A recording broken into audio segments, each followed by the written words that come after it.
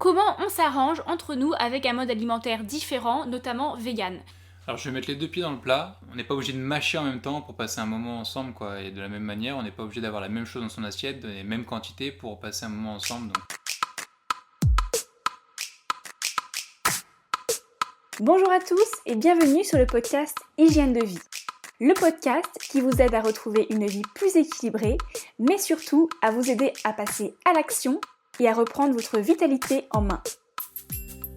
Je suis Alexandra, naturopathe et coach en hygiène de vie, et chaque semaine avec ce podcast, je vous donne des outils simples, réalistes et accessibles, des conseils et astuces autour de l'alimentation saine et bienveillante et du bien-être physique et mental. Et surtout, je vous donne l'énergie pour booster votre vitalité et reprendre votre santé en main. Si le podcast vous plaît, abonnez-vous sur la plateforme d'écoute de votre choix. Et pour me soutenir totalement gratuitement et le faire rayonner autour de vous, n'hésitez pas à le partager. Mettez-vous à votre aise, installez-vous confortablement et c'est parti pour l'épisode du jour. Belle écoute! Bonjour et bienvenue dans le nouvel épisode d'Hygiène de vie. Aujourd'hui, il s'agit d'un épisode à deux voix dans lequel je vous amène dans ma plus grande intimité, encore une fois, à savoir comment je mange au quotidien tout en vivant avec un homme. Oui, un homme qui n'a pas forcément les mêmes goûts, envies ni besoins que moi, qui ne partage pas non plus forcément les mêmes convictions que moi. Pourquoi faire cet épisode ? Eh bien, tout simplement parce que j'entends très souvent des personnes en accompagnement qui sont découragées à l'idée de faire évoluer leur alimentation sous prétexte que leurs conjoints, voire leurs enfants, ne seront pas d'accord. Je pense que c'est un frein qui concerne beaucoup de personnes. Je vous propose donc de vous partager mon expérience et comment nous faisons au quotidien avec mon mari pour ne pas se battre en cuisine. Mais avant, instant dédicace. Je voudrais vous partager l'avis de Claire Méret qui m'a laissé son commentaire sur Instagram et qui me dit « Merci encore pour ta bienveillance, je me suis toujours sentie à l'aise et en confiance en écoutant tes podcasts ou stories sur Instagram. J'apprécie vraiment ce trait de ta personnalité et je serais vraiment heureuse de pouvoir témoigner sur ton podcast. Merci à toi pour ton contenu toujours si intéressant. J'aime beaucoup écouter tes podcasts. » Eh bien, merci beaucoup Claire Méret de m'avoir laissé ton commentaire. Franchement, quand je l'ai lu, j'ai eu un baume au cœur. D'ailleurs, si vous qui m'écoutez, vous avez envie d'intervenir sur le podcast, sachez que dans la saison 4 que je lance très prochainement, voire même qui sera peut-être lancé à l'heure à laquelle vous écoutez cet épisode, eh bien j'ai décidé de remettre davantage à l'honneur plus de personnes pour venir témoigner de leur propre expérience de vie, éventuellement leurs problématiques ou leurs difficultés au quotidien, de manière à ce que ça puisse également vous parler. Donc si vous souhaitez intervenir sur le podcast en ma compagnie, eh bien n'hésitez pas à me laisser un message soit sur Instagram ou à m'envoyer un mail en passant par mon site internet hygienedevie.fr. Et également, si vous souhaitez me partager votre commentaire ou encore me donner une note 5 étoiles sur le podcast afin de pouvoir le faire rayonner autour de vous, eh bien je vous invite à vous abonner sur la plateforme d'écoute de votre choix et à partager cet épisode en story sur Instagram. Allez, assez bavardé, je vous invite à rejoindre ma conversation avec mon cher et tendre. Bon bah ça y est, donc voilà, pour le 3e épisode ensemble. En général on dit jamais 203. Et puis en plus il faut que tu t'habitues parce que, alors pour toutes les personnes qui sont fans, ou en tout cas qui aiment bien les photos et les vidéos, eh bien restez connectés parce que monsieur le vidéaste m'a dit qu'il allait bientôt lancer son podcast. C'est un peu exagéré, mais non. Alors maintenant que j'ai investi dans un nouveau micro, ça lui a donné envie. Et en tout cas, alors si vous pensez que c'est une bonne idée, n'hésitez pas à mettre un commentaire, à m'envoyer un message pour pour me le dire et surtout pour le motiver parce qu'il a un peu du mal, mais je suis certaine que ça pourrait intéresser beaucoup de personnes, la vidéo et la photo. Il me fait le nom de la tête. Bon bref, l'objectif aujourd'hui c'était de vous parler un petit peu de la manière dont on s'alimente au sein d'un couple, mais avant, et c'est aussi pour ça que j'ai voulu t'inviter sur le podcast pour la 3e fois, je voulais que tu t'expliques un petit peu quel type d'alimentation tu avais avant qu'on se rencontre, déjà. Donc on remonte à peu près plus de 10 ans. Alors, je pense une alimentation assez classique, dans le sens où c'était plutôt la viande ou le poisson qui compose le principal de l'assiette, et puis après des légumes, mais pas spécialement variés, dans le sens où ça allait être plutôt un légume simple, pas une multitude de légumes, sauf si c'est une poêlée de légumes, mais essentiellement de la viande, du poisson et de mémoire quasiment à chaque repas, ou en tout cas tous les jours. Ça, c'est ce que j'ai en tête. La viande et du poisson tous les jours à chaque repas. C'est ça que tu dis? Tous les jours au moins, ça c'est sûr. Ouais. À chaque repas, je me souviens plus bien parce que ça commence à dater, comme tu dis, ça fait plus de 10 ans, mais sur la partie aussi étudiante, c'était déjà le cas. J'ai continué là-dessus avec voilà, de la viande plutôt systématiquement tous les jours. Ouais. Et pourquoi? Parce que c'est comme ça que j'ai été éduqué quelque part. C'est la viande dans l'élément principal de l'assiette, puis après on y ajoute les légumes. Donc c'était plus par habitude, par absence de connaissances, que j'ai continué là-dessus, parce que je ne me posais pas les questions. Hein. C'est vrai que en tant qu'étudiant, on a aussi, j'ai aussi un peu, je ne veux pas dire abusé, mais j'ai aussi pris mes marques au RU, au restaurant universitaire. Et forcément, bah là, on n'a pas trop le choix, on s'adapte à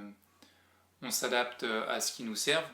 Et je pense que mon alimentation était proche de celle servie par les restaurants universitaires, dans le sens où c'était voilà, une viande, un poisson et puis un accompagnement en tant que légumes. Ok, alors là tu nous as parlé un petit peu en termes de macro en fait en disant t'as de la viande, des protéines et des légumes à côté, voire des légumes ou peut-être essentiellement peut-être des céréales, enfin des produits céréaliers, des pâtes ou des choses comme ça. Oui, aussi. Ok. Plus simple qu'aujourd'hui, dans le sens où je pouvais me faire des pâtes, alors je le fais encore d'ailleurs, mais voilà, je peux me faire un repas de pâtes avec une sauce faite maison, mais voilà, il n'y a pas forcément de légumes, il n'y a pas forcément de tous les éléments dont j'ai besoin dans une journée, je les ai pas forcément réunis dans un même plat. Mhm. Aujourd'hui, c'est peut-être un peu différent. Et alors, et si là on creuse un petit peu en termes plus de qualité des aliments que tu utilisais, est-ce que tu peux un peu nous dire, si tu t'en souviens, voilà, d'où provenait ta viande, ton poisson, quel type de céréales tu mangeais, est-ce que tu te souviens quoi à peu près d'où ça venait, la provenance et même tes parents plutôt, parce que j'imagine qu'à cette époque-là c'est plutôt tes parents qui te faisaient à manger. Voilà, bah alors effectivement, ça va dépendre des phases. Jusqu'à mes 18 ans, c'était plutôt mes parents qui faisaient à manger. À l'origine, c'était principalement, j'ai envie de dire, marché ou alors la partie charcuterie, boucherie des grandes surfaces. Un peu sur du produit emballé, mais pour moi, c'était pas le principal. Plutôt voilà, des produits plus frais, moins industriels, si on peut dire, entre guillemets. Ok, alors maintenant étudiant, parce que c'est toujours là que ça pêche. Et voilà, alors étudiant forcément. Alors j'avais une chevaline qui était pas très loin de là où j'habitais en tant qu'étudiant, donc ça m'est arrivé d'aller prendre de temps en temps de la viande de cheval pour notamment la faire en tartare. Alors les personnes qui sont sensibles à ça, peut-être bouchez-vous les oreilles. Et c'était un peu la récompense de la semaine, le tartare de cheval. Sinon, oui, je pense comme beaucoup d'étudiants, ça a été du surgelé, du steak surgelé Charal. Alors voilà, j'ai opté quand même pour la marque plus que de la marque Repère ou de la marque Franprix ou je ne sais quoi. Je ne sais pas si c'est mieux, c'était peut-être pareil un préjugé sur les marques premier prix. Mais forcément, ouais, il y a eu un peu moins le temps d'aller faire marché, moins le temps d'aller prendre des produits à droite à gauche, donc plutôt aller au principal sur des grandes surfaces. Moins de temps ou prendre moins de temps? Ou ne pas prendre le temps? Quand on est étudiant, forcément, on essaie d'optimiser son temps, et le temps qu'on passe pas à réviser, on essaie de ne pas le passer non plus dans les grandes surfaces. Donc c'était...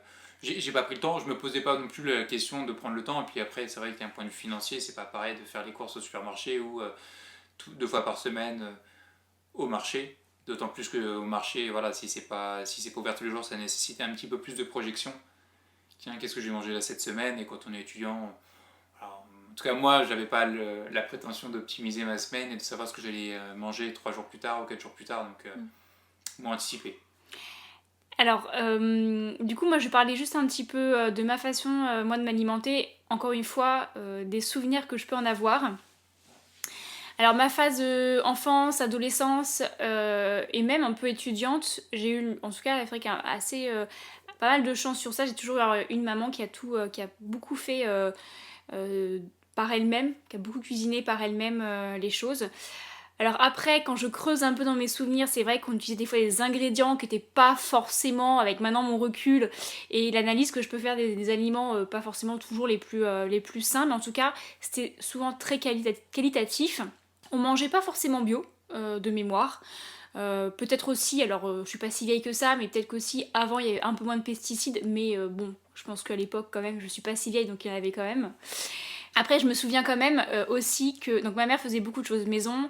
On utilisait quand même de mémoire aussi de la farine blanche, des choses comme ça, voilà, des aliments. On avait des aliments à la maison de type la fameuse pâte à tartiner dont je ne dévoilerai pas le nom, mais qu'on était tellement fans, ma mère et moi, que bon, ça y allait.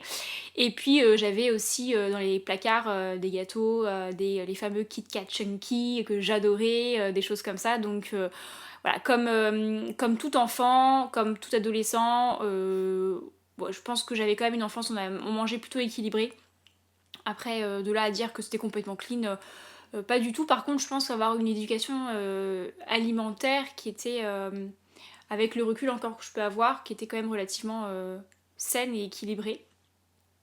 Après est venue la phase étudiante. Alors pareil, j'ai toujours eu une base en fait, c'est toujours été un peu ancré en moi vu que c'est des choses que j'ai apprises assez jeune. Par contre, voilà, il y avait, je pense que quand t'as commencé à me connaître à l'université, voilà, le pot de pâte à tartiner et les fameux brunchs du dimanche matin étaient quand même assez copieux.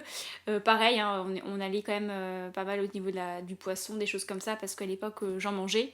J'ai jamais été vraiment une grosse fan de viande, mais en tout cas, je mangeais du poisson. Et ça, c'est... voilà, on a eu quand même une autre phase étudiante quand on s'est rencontrés.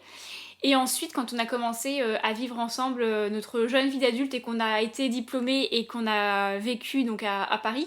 Donc pour les personnes qui veulent en savoir un peu plus sur notre cheminement, on avait fait un premier épisode ensemble sur le voyage de notre vie. Et du coup, voilà, vous allez pouvoir comprendre pourquoi je parle de Paris maintenant. Et là, c'est là où je me souviens que, et c'est là qu'on a fait peut-être le plus de... On pensait manger équilibré et sain surtout. On mangeait équilibré, mais on mangeait pas forcément sain de mémoire, puisqu'on achetait les fameux steaks Charal. Alors on pensait que c'était bien, mais c'était... voilà, fallait qu'on ait un steak haché, ou en tout cas de la viande à chaque repas. Les fameux aussi paquets de pain de mie, je sais pas si tu te souviens ça. Harris. Les fameux paquets de pain de mie Harris, alors qu'on prenait aux céréales au blé complet, attention. Jusqu'au jour où j'ai eu la curiosité de regarder les ingrédients, voilà, comme je ne sais pas d'où ça m'est venu, parce qu'à l'époque, voilà, j'étais pas encore naturo. Et là, c'est là que là, tout s'est effondré et qu'on a découvert l'huile et le sucre ajouté. Et c'est là qu'on a commencé effectivement l'analyse aussi un peu des granolas, des fameux, pareil, hein, les paquets de Jordans. Alors on fait de la pub en ce moment là. Des paquets de Jordans granola, je sais pas si tu t'en souviens. Ça faisait nos petits déjeuners, des bons bols parce que c'était sucré, donc forcément ça donnait envie. Oh, ça, je me rappelle avec le temps, c'était pas fameux. Donc voilà un peu le parcours. Au final, on a toujours, je pense, chacun de nous deux, eu quand même une éducation alimentaire plutôt, j'ai envie de dire, plutôt saine. On a des parents qui cuisinaient quand même, on va pas se mentir. Oui. De là à vraiment analyser les aliments, de là à vraiment faire attention à l'équilibre nutritionnel et de la provenance des produits, on n'y était pas, clairement. Et surtout, le gros a priori de il faut manger de la viande et du poisson à chaque repas, en tout cas de la protéine et de la protéine animale à chaque repas, parce que sinon, on pouvait être en carence, et même pas en fait. On n'imaginait même pas la carence au final, c'est juste parce que c'était un automatisme, comme tu le disais, et que tout se faisait autour de ça en fait. Et d'ailleurs, par rapport à ça, Affirmatif. Affirmatif, mon capitaine. Par rapport à ça, j'ai fait un podcast il y a quelques temps maintenant, je ne sais plus le numéro, mais qui était autour de l'alimentation végétale. Donc si ça vous intéresse, eh bien, je vous invite à aller l'écouter. Je vous mettrai le lien directement en description de l'épisode. Bon, voilà un peu le cadre. Maintenant, je te propose que tu nous parles de notre alimentation maintenant. Et j'aimerais que ça vienne de toi. Ou de peut-être, en tout cas, de ton alimentation maintenant. Quelle évolution, les plus grandes évolutions, sans rentrer dans le détail, mais les plus grands changements que tu as pu mettre en place entre ce qu'on vient de dire là, la grosse période d'avant, et le présent. Et aussi comment t'en es venu là. Oula, c'est plein de questions en une là. Ouais, c'est un homme, c'est vrai que j'aurais dû les faire une à une. Étape par étape, ouais.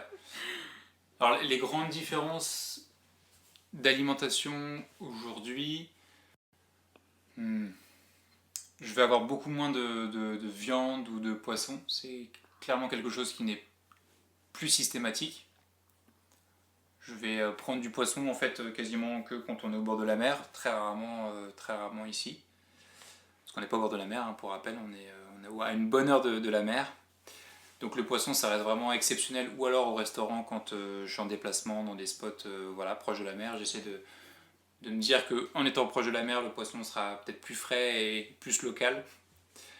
La viande, c'est clairement aussi de l'ordre maintenant de l'exceptionnel, soit donc au restaurant une nouvelle fois, parce que j'ai un métier qui me fait me déplacer de temps à autre, donc ça va être au restaurant, et à la maison, j'ai envie de dire peut-être en moyenne une fois ou 2 fois par mois, grand maximum. En fait, ça va dépendre de si je fais les courses ou pas. Si c'est moi qui fais les courses, je peux craquer sur un confit de canard ou sur quelques tranches de jambon fumé. Si c'est pas moi qui fais les courses, l'avantage c'est que voilà, toi tu craques pas pour moi. Mais voilà, je pense que la plus grande différence, ça va être là-dedans. Et c'est pas une viande ou un poisson sur lequel on ajoute un accompagnement en légumes.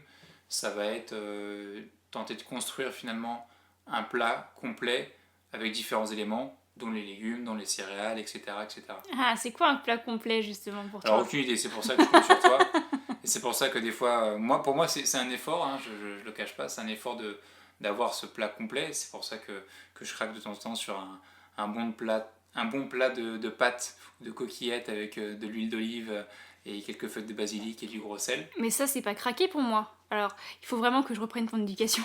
Il n'y a pas de légumes, non. Donc il manque un élément. Oui, mais c'est important d'ailleurs, et donc tu me lances une perche. Pour moi, manger un plat de pâtes avec de l'huile d'olive, en plus extra vierge, bio, comme on a du sel et du basilic, c'est en aucun cas un craquage. Et c'est là aussi où il faut qu'on arrête d'une part de se prendre la tête et de se culpabiliser par rapport à ça. Oui, il n'y a pas de légumes, mais encore une fois, l'équilibre alimentaire, il se fait pas sur le repas. Il se fait à la journée, voire à la semaine.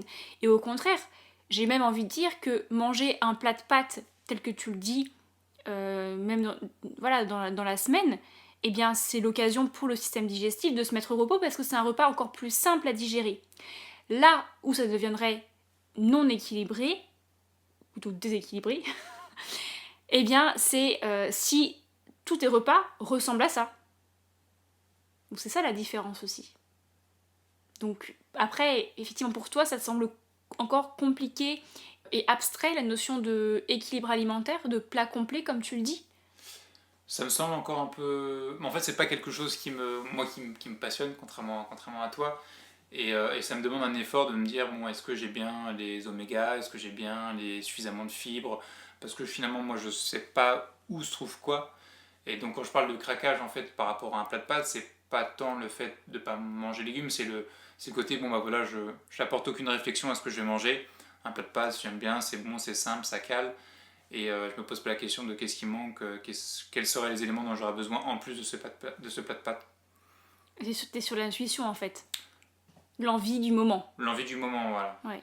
Bah en soi, c'est déjà... Enfin, c'est une bonne chose aussi de savoir se reconnecter à son intuition, de savoir de quoi on a envie en ce moment. Et en fait, il faut trouver le juste équilibre, à mon sens, entre savoir ce dont on a envie à l'instant T et si cette envie-là, c'est de manger un plat de pâtes tous les jours, savoir aussi apporter un minimum d'autodiscipline de manière à ce qu'on ne soit pas un plat de pâtes tous les jours et qu'il n'y ait pas derrière des carences en vitamines par exemple et qui sont apportées par des légumes ou d'autres choses ou des graines, etc. etc.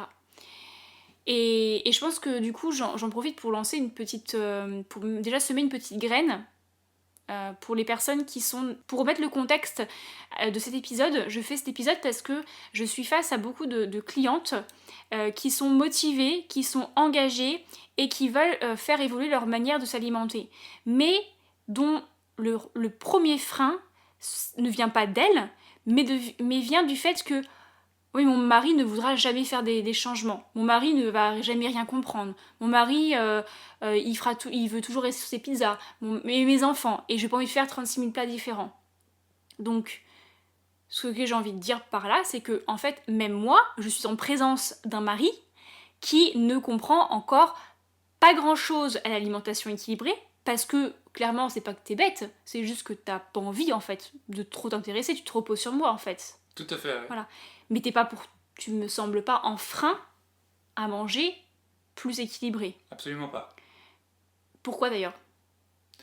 Parce que je trouve que c'est une alimentation qui me convient.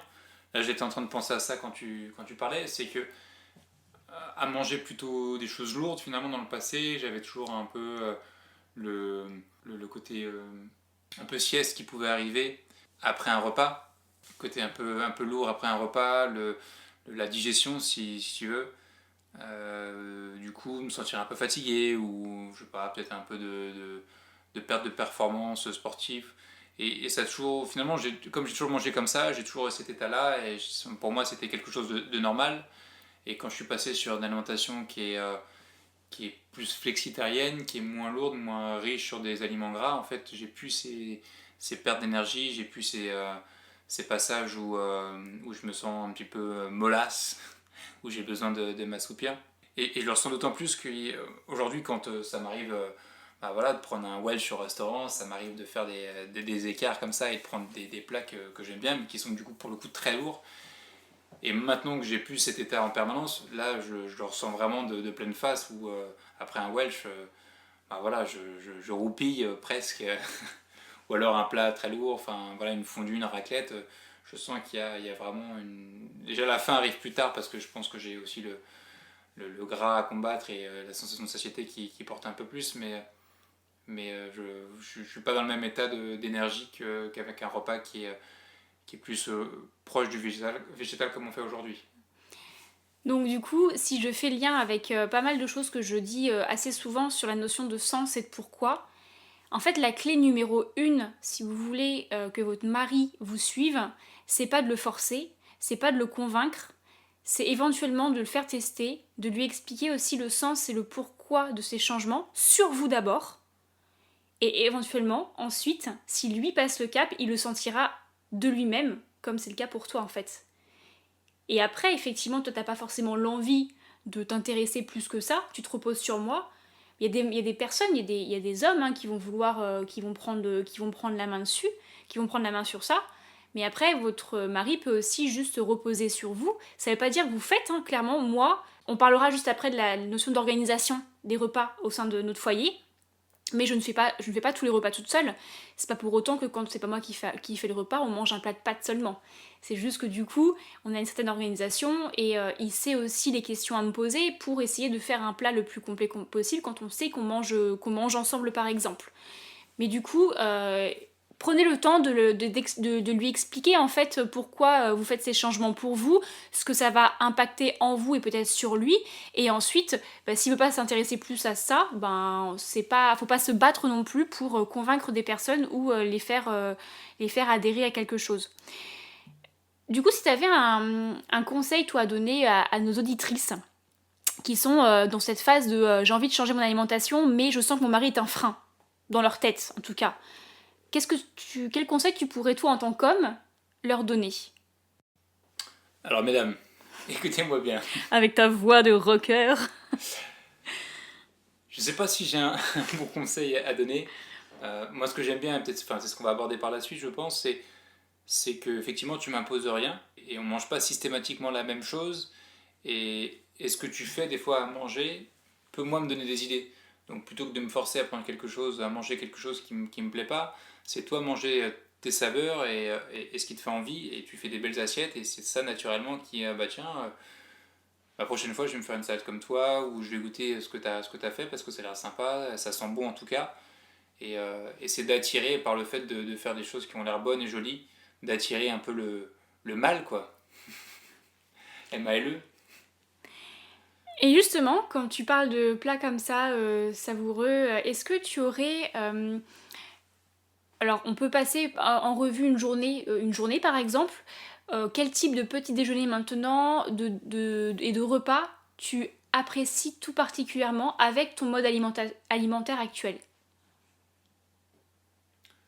Mon petit qui, déjeuner qui- qui préféré. pourrait donner envie aux hommes qui nous écoutent. Alors, quelque chose qui me tient bien au corps, que je savoure, et je le savoure d'autant plus parce que j'ai le sentiment que c'est quelque chose de très sain et naturel, c'est une sorte de muesli maison en nature.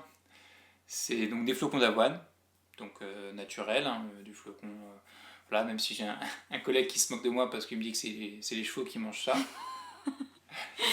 Alors, justement, petit conseil, acheter en vrac et c'est beaucoup. Et en plus, c'est pas très cher parce que c'est de mémoire, c'est 2 € le kilo, même pas, c'est 1,90 le kilo. Dans ces eaux-là, ouais. Donc du flocon d'avoine naturel, pas sucré ou voilà. Je mélange souvent des noix avec, donc soit des amandes, des noix du Brésil, des noix de cajou, des cacahuètes aussi. Donc pas toujours de tout, hein, un petit peu alors plus ou moins grande quantité. J'essaie de lever un petit peu le pied parce que j'avais tendance à avoir la main lourde. Mais voilà, là, j'essaie d'en mettre un peu moins. Bananes rondelles, éventuellement des graines de chia. Et puis ensuite, soit du lait de coco, soit ça peut être un yaourt de brebis. Soit, dans ce cas-là, en dernier recours, ça peut être aussi quelques fruits que je mixe pour faire une espèce de smoothie et du coup je viens humidifier l'ensemble parce que voilà, l'avoine c'est un peu sec, donc c'est bien de mettre quelque chose de liquide ou alors de l'eau à défaut, ça peut aussi le faire. Et s'il y a besoin de sucrer, si de temps en temps j'ai envie de sucrer davantage, bah, je mets une cuillère de miel ou sirop d'érable ou quelque chose comme ça. Et donc, si on compare par rapport enfin, en tout cas, le petit déjeuner qu'on pouvait prendre à Paris il y a au moins 6 7 ans, 6 ans peut-être, non, 5 ans, ouais, 6 ans, c'était un bol de granola Jordans avec du lait de vache. Tout à fait. Voilà. Ensuite, un autre plat plutôt salé que tu aimes particulièrement avec ton alimentation actuelle et voilà, qui donnerait envie à nos chers auditeurs. Bah, Welsh, avec du cheddar fumé, ah, ça c'est Ah oui, sympa. mais très très bon encore, tu me tends des bonnes perches, hein, N'est-ce pas? mon cher mari. Euh, Parce que tu parles de Welsh, mais alors, monsieur s'est mis à la fabrication, enfin la fabrication, à la confection de Welsh maison. Et dis-nous comment tu le fais. Alors, Je mets pas le jambon. alors Déjà, tu fais un Welsh végétarien. le Welsh végétarien. Et bah, je préfère pas divulguer parce que j'ai peur que les puristes me tombent dessus. Donc je mets des champignons, de l'ail, l'oignon que je fais revenir dans la bière avant d'y ajouter le cheddar. Et je prends du cheddar fondu. Ça donne vraiment un goût j'ai du cheddar fondu, Mm. du cheddar fumé, forcément fondu. Fumé parce que ça donne un petit goût fumé qui est super agréable avec après du pain aux céréales ou du pain complet ou en tout cas au levain. Ma femme me souffle aussi. Donc du pain. Et donc voilà, tout ça pour vous dire que, bon, ça reste un Welsh. Certes, comme tu l'as dit tout à l'heure, tu te sens pas forcément des plus énergiques après. Mais encore une fois, c'est un Welsh qui n'est pas le même que celui que vous pouvez acheter n'importe où, puisque ne serait-ce que par la Il n'y a présence... pas les frites. Il n'y a pas les frites. Il y a des champignons. Il y a des oignons et de l'ail, donc il y a un apport quand même en légumes qu'il n'y a pas à la base dans la recette originelle. Oh, il y a souvent une feuille de salade avec au restaurant. Oui, mais que tu prends aussi toi après. Et il y a le pain. Et le pain, c'est pas du tout le même. C'est un pain au levain ou un pain complet. Donc encore une fois, l'apport de fibres qui apporte des vitamines et qui ralentit l'absorption des glucides, etc. Donc encore une fois, c'est un Welsh que tu as déjà fait évoluer tout en partant d'une recette qui est à la base extrêmement gourmande et peut-être pas des plus digestes. Alors ça reste quand même lourd à digérer, on Oui. va pas se mentir. Mais en tout cas, je préfère largement le mien à tous ceux que j'ai mangés au restaurant maintenant. Et du coup, une autre recette peut-être qui est plus à base de légumes. Bon, vous voyez? Voilà, bah écoutez, on est en direct. Hein. Vous voyez, j'ai pas le mari le plus réfractaire au monde, mais j'ai pas non plus le mari Ah si, qui, je fais des risottos. qui est le plus enclin à manger des fruits et des légumes. Alors, Les fruits, si. des fruits, si. Mais c'est pas pour autant que moi, je ne me fais pas plaisir comme ça, et c'est pas pour autant non plus que derrière, lui, il en mange pas Si. et qu'il en cuisine pas d'ailleurs. Donc Si. c'est un J'ai point important. une recette de curry. Les currys, j'aime bien. C'est ce que je voulais dire, mais je voulais pas te le dire à ta place. Je suis mal préparé à ce podcast. Donc un curry de légumes. Donc un curry de légumes, ouais, avec du lait de coco. Ça, c'est quelque chose, je pense, très sain et je me régale bien. Donc un mélange de légumes, ça peut être tout, hein. Légumes de saison. Dans tant qu'à faire, ouais, des légumes de saison et du lait de coco, des épices, on laisse mijoter tout ça. Et comme on a finalement en Asie, hein, et ça avec du riz complet par exemple, et tout y est et je me régale. Alors, Avec 2 œufs à la coque, c'est parfait. monsieur aime les œufs à la coque.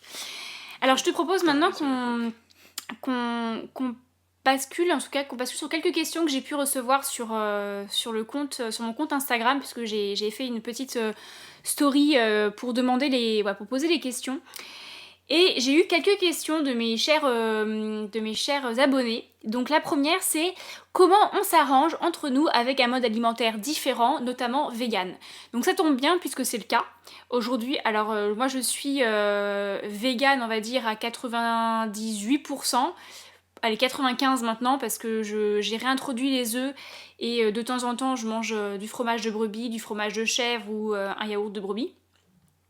Mais le reste du temps c'est végétalien. Alors que toi, comme tu l'as dit, hein, tu es plutôt flexitarien, parce que tu gardes le poisson, la viande, mais tu as largement diminué leur consommation. Donc avant que moi je donne mon avis qui est peut-être un petit peu, qui n'est pas forcément des plus objectifs, est-ce que toi tu pourrais apporter ton élément de réponse quant à la question comment on s'arrange entre nous quand on a un mode alimentaire différent, de ton point de vue masculin? Alors je vais mettre les 2 pieds dans le plat. Moi je pense que c'est pas parce qu'on est ensemble à table qu'on doit manger les mêmes choses. Je pense qu'il y a des croyances comme ça dans le passé où c'est comme... Enfin, on n'est pas obligé de mâcher en même temps pour passer un moment ensemble, quoi. Et de la même manière, on n'est pas obligé d'avoir la même chose dans son assiette, les mêmes quantités pour passer un moment ensemble. Donc on peut cuisiner ensemble, un espèce de tronc commun de ce qu'on va avoir dans l'assiette. Donc ça peut être une partie des légumes, puis après, bah, toi, tu décides de faire un autre chemin pour ton assiette. Donc, on peut préparer les repas ensemble et chacun fait. Enfin, on prépare les repas ensemble, on fait un espèce d'élément commun parce qu'on sait qu'on va tous les deux se régaler sur une partie du repas. Et puis après, chacun est libre de cuisiner une partie différente pour soi, quoi. Donc, il n'y a pas de mal à ça. Et puis, comme ça, si les gens ne sont pas contents, bah, ils peuvent cuisiner ce qu'ils veulent, hein, tout simplement. Donc moi je pense que c'est pratique pour nous et ça nous permet de manger ce dont on a envie sans ayant l'impression de faire un effort pour l'autre. En fait, on n'est jamais mieux servi que par soi-même. Donc, encore une fois, comme je disais tout à l'heure, faut pas passer son temps à convaincre qui que ce soit. Que ce soit pour des régimes alimentaires, que pour d'autres choses d'ailleurs. Aujourd'hui, on est très axé alimentation. Mais imaginez que vous vouliez, par exemple, diminuer votre consommation de médicaments et être plus sur des solutions naturelles de type huile essentielle, phytothérapie, etc. et que votre conjoint préfère prendre des Doliprane, d'ailleurs c'est un peu le cas pour nous, eh bien faut pas se battre pour que votre conjoint mette de l'amande poivrée sur ses tempes s'il préfère prendre le Doliprane. Encore une fois, s'il a envie de faire des changements, eh bien il le fera par lui-même quand il se sentira prêt en vous regardant tout simplement parce qu'il aura une source d'inspiration à ses côtés au quotidien.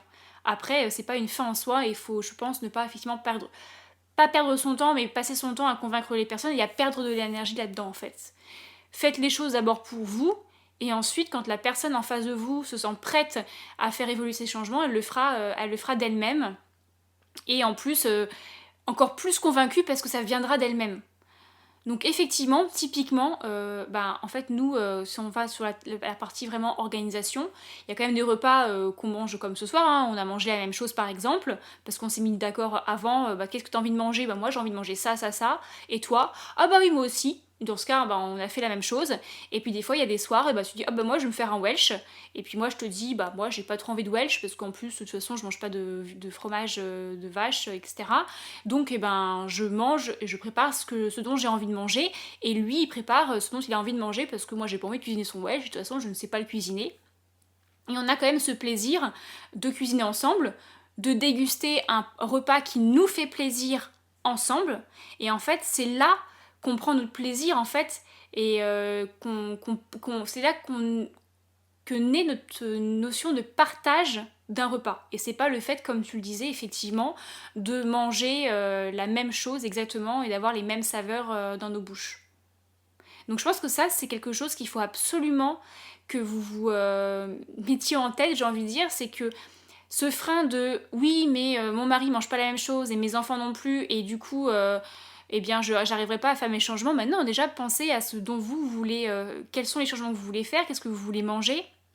Respectez aussi ce que l'autre personne a envie de manger et ses propres habitudes. Et ensuite, faites des choses ensemble. Il y a des choses que vous ne ferez pas ensemble et basta. C'est pas la peine de tout faire ensemble. C'est comme vous avez des loisirs à vous qui ne conviennent pas à votre mari et vice versa. Ok, et bien en fait cette simple solution correspond pour les régimes alimentaires qui sont différents, mais aussi finalement pour tout autre type de problématiques comme mon mari n'aime pas les légumes, ou encore mon mari a une allergie par exemple, ou mon mari ou moi j'ai une allergie et du coup pas mon mari, etc. Partez du principe que vous n'êtes pas obligé de tout mettre, de mettre la même chose en fait dans votre assiette pour avoir cette notion de partage en fait, tout simplement. C'est exactement la même chose que quand vous mangez une pizza au final. Quand vous commandez une pizza, est-ce que vous commandez la même pizza que votre conjoint ? En général, en tout cas de ce que je peux apercevoir, souvent on a chacun notre pizza avec les goûts que l'on a choisis. C'est un peu pareil pour le plat. Quand vous allez au restaurant, c'est la même chose. Après, cette notion de oui, mais du coup, faut cuisiner 2 plats, non. Encore une fois, c'est une notion un peu de délégation et de répartition des rôles dans votre foyer. Si la notion de délégation vous parle, je vous invite à aller écouter mon épisode sur la charge mentale. J'en parle. Mais chacun a ses responsabilités. Et donc, nous, clairement, comment ça se passe concrètement, c'est effectivement à l'approche du repas ou quand on prépare nos repas, comme je dis tout à l'heure, on se dit ok, qu'est-ce que tu as envie de manger toi, qu'est-ce que j'ai envie de manger moi. Et quand effectivement on a envie de manger la même chose, dans ce cas, en fonction de notre emploi du temps, c'est soit l'un, soit l'autre qui va préparer le repas. Quand on se rend compte que finalement on n'a pas forcément envie des mêmes choses, et dans ce cas, c'est vrai que là, chacun, ensemble, préparons notre repas. Donc on partage ce moment-là, mais par contre chacun prépare son repas, ou en tout cas la partie du repas qui est différent de l'autre.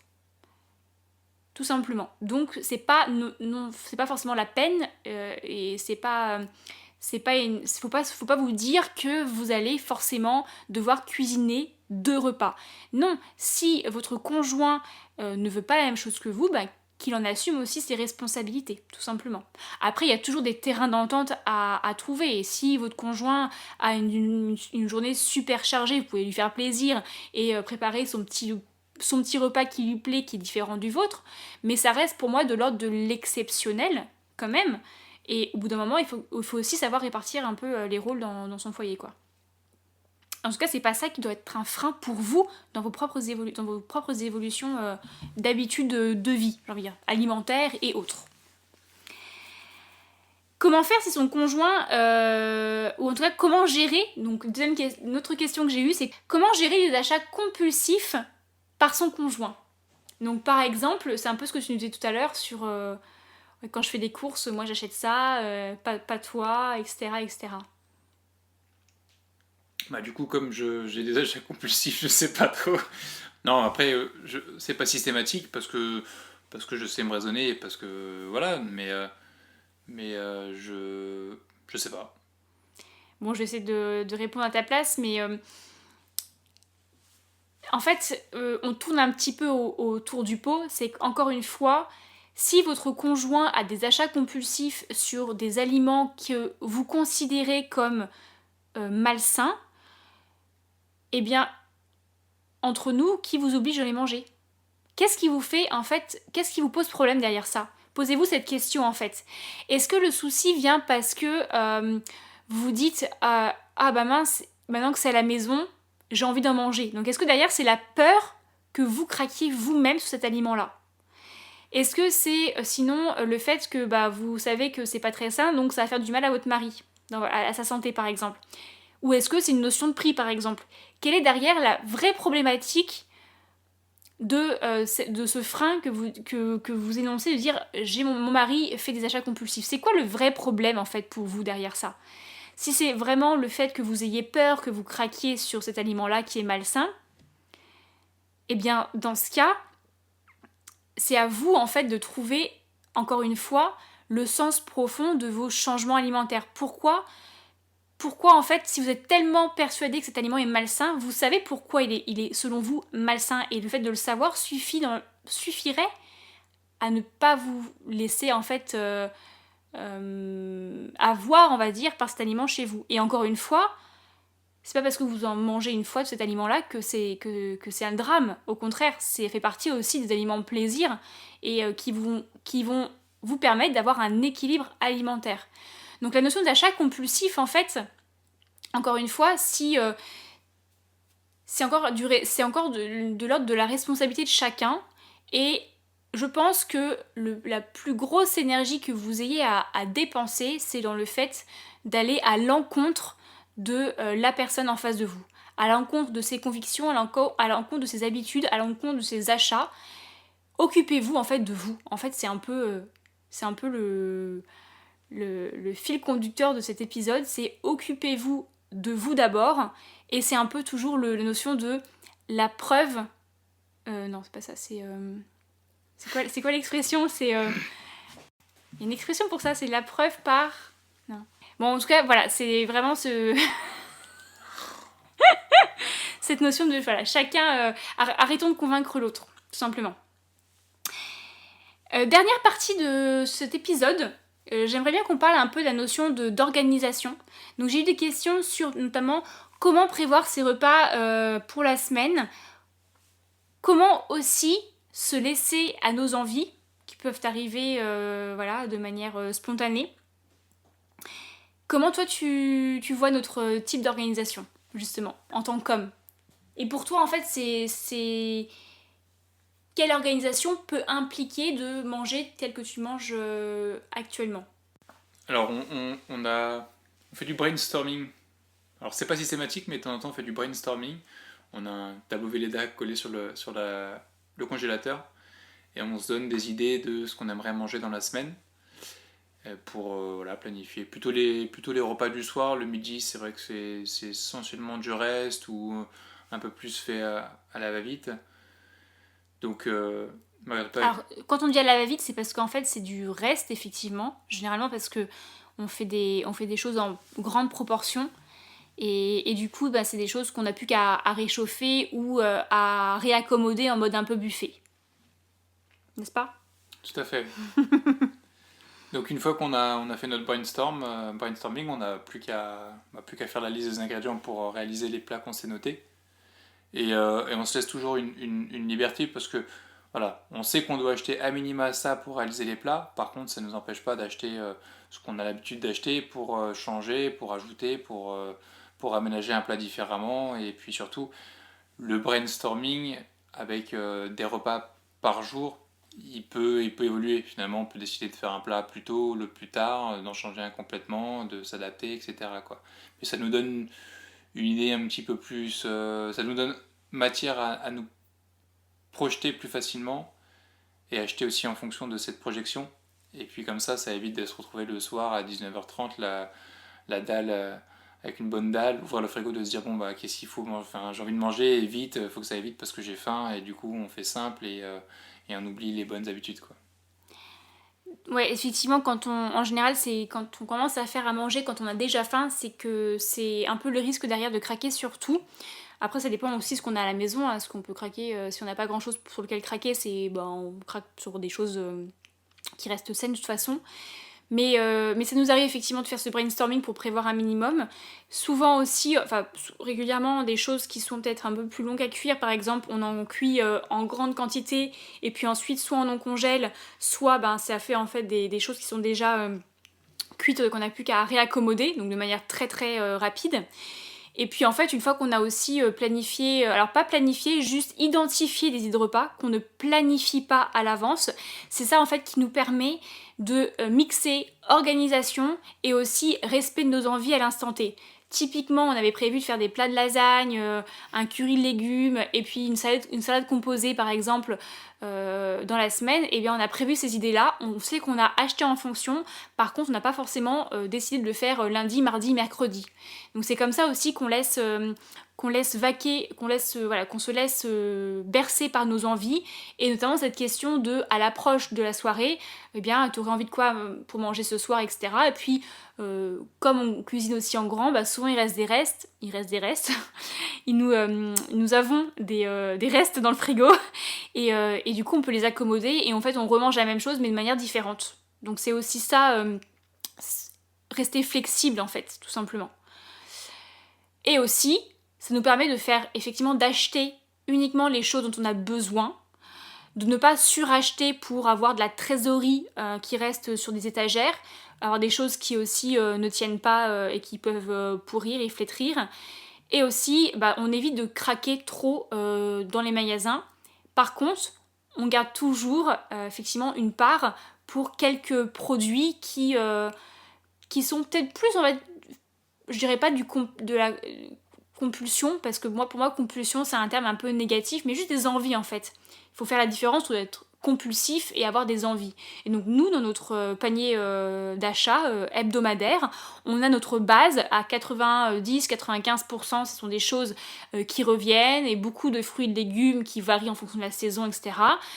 Et aussi derrière, on va avoir peut-être 2 produits, ça dépend des jours, des semaines, ça peut être 1 produit, 3 produits, peu importe, qui vont être de l'ordre de plus de l'exceptionnel. Un cheddar fumé quand on veut faire un Welsh, du fromage de chèvre quand on veut faire une raclette, ou encore, je sais pas moi, des gaufres parce que monsieur a craqué sur des gaufres justement, et il a acheté ses gaufres tout simplement.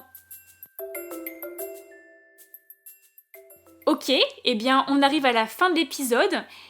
Est-ce que tu pourrais nous partager un dernier mot, une dernière phrase, peu importe, qu'est-ce que tu aurais en fait à dire s'il y avait une chose à retenir qui reflète aussi un peu ton évolution alimentaire, aussi bien en termes de ce que tu manges et notion de plaisir et peut-être d'effet sur ta santé, entre le Jordan d'il y a à peu près 10 ans et le Jordan d'aujourd'hui. J'aurais envie de dire qu'on a qu'un seul corps, une seule machine, donc il faut bien la traiter. Et ça passe par manger des choses qui nous font plaisir, certes, mais qui doivent rester saines, qui doivent rester en accord avec nos valeurs. Donc, est-ce que c'est du local, est-ce que c'est du bio? Et pas se laisser berner par des produits industriels, des pubs qu'on a à la télé ou je ne sais où, qui se disent, qui montrent des produits soi-disant sains, je ne sais pas, des gâteaux petit déjeuner, des choses comme ça, où voilà, la partie marketing est là, appuie très fort et on a l'impression de manger quelque chose qui est révolutionnairement sain, alors que ce qui est sain, il n'y a pas besoin de pub à la télé, hein, vous voyez pas des pubs sur de la salade ou sur des haricots verts, quoi, vous voyez, et pourtant c'est ce qu'il y a de plus simple, c'est ce dont votre corps a besoin. Donc savoir s'alimenter avec ça, savoir le faire intelligemment pour le faire avec goût, et puis ne pas hésiter à manger ce dont on a envie sans se soucier de est-ce que ce sera partagé avec les autres. Bah voilà, si je veux manger moi mon Welsh, je le fais et c'est pas toi qui vas me le faire. Et donc si je me le fais pas, ça veut dire que je suis d'accord pour manger avec toi ce que toi tu es en train de faire et voilà quoi. Est-ce que tu aurais est-ce que tu as des objections, des freins, des contraintes aujourd'hui que tu identifies par rapport à ta manière de manger? Quelle est pour toi en fait en étant homme, en compagnie d'une personne peut-être comme moi qui mange aussi, qui est équilibrée, c'est aussi dans mon métier on va dire. Est-ce que tu as des freins ou des choses que tu ressens comme étant contraintes, des difficultés, et pour voir si ça peut être partagé et peut-être que tu as aussi des solutions en lien avec ces difficultés, ces contraintes que tu peux vivre. Alors j'ai une contrainte, ouais. J'ai aussi la solution qui va avec. C'est que je me suis mis à manger beaucoup plus de pois chiches, de lentilles, de ce genre de choses. Et que ça a eu pour conséquence de ne pas me faire du bien aux intestins. Et d'occasionner quand même un certain nombre de désagréments. Et donc la solution, c'est de moins en abuser. Il y a eu, quand on est passé avec cette alimentation, c'est vrai on y trouve du coup par le pois chiche, par les lentilles, un bon apport en protéines par exemple. Je dis pas de bêtises, c'est ça. Donc pour venir alimenter le corps en ce dont il a besoin. Et c'est vrai que je me suis rendu compte que prendre du pois chiche, des lentilles très régulièrement, ça faisait pas bon ménage. Par contre, toi pour moi, voilà. Par contre, je peux largement en prendre de temps à autre et tout va bien. Si vraiment j'en prends 3 fois de suite que ça commence à être désagréable, ça m'irrite en fait et ça me fait comme des ballonnements.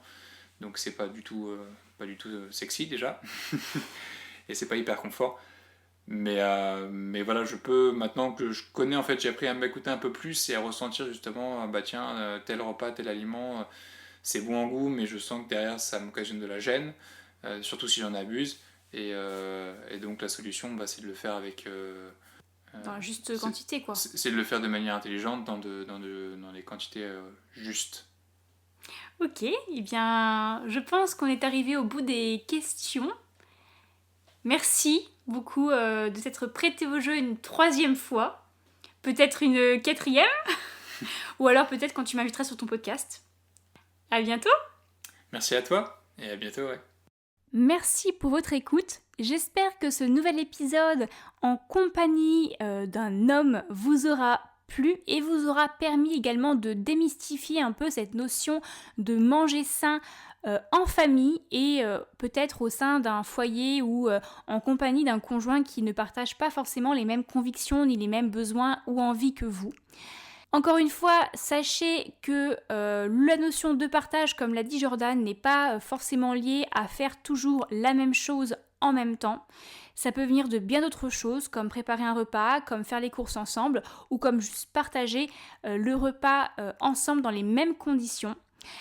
Aussi, arrêtez de vous épuiser à la tâche, à savoir vouloir convaincre les personnes autour de vous.